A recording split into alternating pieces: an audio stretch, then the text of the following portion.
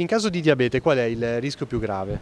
Il rischio principale innanzitutto è quello di non accorgersi di averlo, perché il diabete tipo 2, quindi il diabete quello dell'età non più particolarmente giovane, è un diabete che spesso e volentieri rimane silente e si manifesta solo in presenza di situazioni già particolarmente gravi.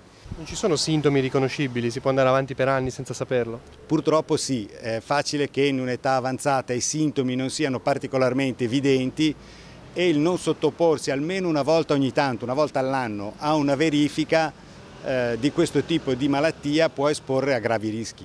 Noi il venerdì faremo per la giornata mondiale del diabete una mattinata interamente dedicata alla prevenzione a Chiavari, in piazza Matteotti, sostanzialmente dalle 8:30, 9 fino all'1. Con l'assistenza della Croce Rossa daremo la possibilità a chi vuole gratuitamente di sottoporsi a una piccolissima analisi del sangue dalla quale potrà emergere un segnale. Questo prelievo come funziona? È una micropunturina sulla punta di un dito, una goccina di sangue e in pochi istanti si avrà un risultato.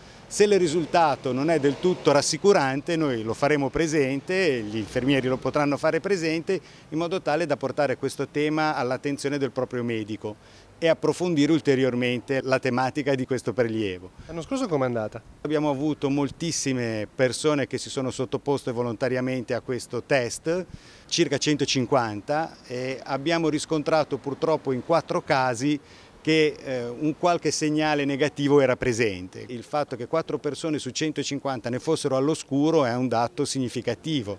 Il diabete tipo 2 in Liguria è una malattia che colpisce circa 100.000 persone, una epidemia in sostanza.